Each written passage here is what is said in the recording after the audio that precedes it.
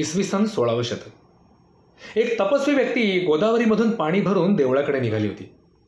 रणरणत्या उन्हामुळे नदीकाठची रेती भट्टीसारखी तापली होती.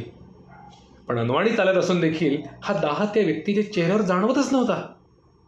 इतक्यात त्या व्यक्तीच्या कानावर एका कळवळून रडणाऱ्या लहान मुलाचा आवाज पडला. हा आवाज कुठून येतो याचा कानोसा घेताच बघतात तो काय, रणरणत्या उन्हात एक लहान मूल पायांना चटके सहन न झाल्यामुळे धाय मोकळून रडत होतं. ते दृश्य दिसलं मात्र या साधकाने तीरासारखी त्या लेकराकडे धाव घेतली आणि त्याला कडेवर उचलून घेतलं. कमंडलूमधल्या गार पाण्याने त्याचे पाय धुतले. अहो विटाळ स्पर्शबंदी असल्या असंख्य अनिष्ट प्रथांचं पेव माजलेल्या त्या काळात हे पोर कुणाचं असेल, कुठल्या वर्णाचं असेल आणि आपल्या सोवळ्या साधनेचं फलित हे त्यामुळे क्षणात नष्ट झालं असंही म्हणणारा समाज आजूबाजूला आहे याची कसलीही तमा न बाळगता त्या साधकाला जाणवत होती केवळ त्या पोराची असहाय्यता आणि त्याच्या रडण्यातली आर्तता. मित्रांनो, या कथेमधील ही तपस्वी व्यक्ती म्हणजे अर्थातच संत श्रेष्ठ एकनाथ महाराज. पण मग सावरकरांच्या विचारांमधला हिंदू या मी निवडलेल्या विषयाचा या कथेशी काय बरं संबंध? कारण श्रोते हो, तुरुंगवासाचे भीषण चटके एका तपस्व्याप्रमाणे सोसणाऱ्या वीर सावरकरांचं हृदय रत्नागिरीतील गजांत पलीकडच्या ज्या लेकरांच्या आर्त किंकाळांमुळे विकल होत होतं ते लेकरू म्हणजेच सावरकरांच्या नजरेतला हिंदू समाज. होऊनी विठोबाचा दास करी आस दुजियाची.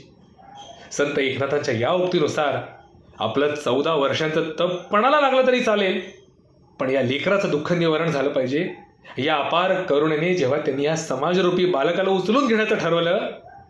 मित्रांनो, सावरकरांच्या विचारांमध्ये प्रथम उमटलेलं हिंदू समाजाचं आर्त चित्रण ते हेच, आणि ते जिथे उमटलं ती 2 तीर्थक्षेत्र म्हणजे अंदमान आणि रत्नागिरीची कारागृह.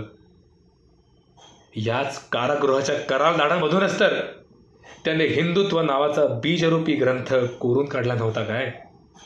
आज सिंधू पर्यंत यस्य भारत भूमिका पितृभू पुण्यभूश्चैव सवय हिंदू रीती स्मृता. सिंधू नदी पासून ते सिंधू सागरापर्यंत या खंडप्राय भूमीला जो पितृभू आणि पुण्यभू मानतो तोच म्हणजे सावरकरांच्या विचारांमधला हिंदू.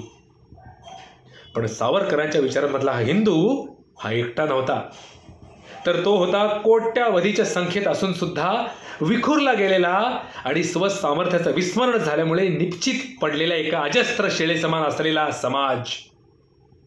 पण या शेळेला अहिल्याप्रमाणेच एक वरदान होतं. जेव्हा कधी हिला प्रभू रामचंद्रांप्रमाणे 14 वर्षांचा विजनवास भोगलेल्या लोकविलक्षण पुरुषाचा पदस्पर्श होईल तेव्हाच या शेळेमधील अस्मिता जागृत होईल. आणि झालंही तसंच. या भरतभूमीचा आत्मा म्हणजेच इथला हिंदू समाज, त्याचं सबलीकरण म्हणजेच तिचं सबलीकरण, त्याचं संघटन हीच तिची आयुध आणि हिंदुत्व हीच या आयुधांना जागृत करणारी मंत्रणा. इतरांच्या दृष्टीने हजारो जाती पोटजातीत अडकळून पडलेला हा समाज सावरकरांच्या विचारांमध्ये मात्र एकसंध होता. एक एकला जो तो होऊनी आजी एकचितो कोटी कोटी हिंदू जाती सज्ज या क्षणाला.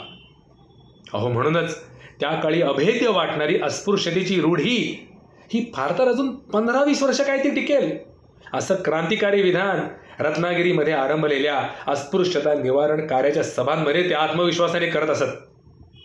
हिंदू समाजाचा इतिहास म्हणजे केवळ पराभवांचाच काय तो इतिहास. इतकंच काय, हिंदू हे नावच गुलामांसाठी तुच्छतादर्शक म्हणून वापरायचं नाव ते परकीयांनी आपल्यावर लादलं. अहो ज्या काळी हिंदूंचा तेजोभंग करणाऱ्या अपप्रचारामध्ये आपलेही असंख्य पापी स्वकीय समाविष्ट होते, त्या काळात वीर सावरकरांचा हिंदू कसा होता?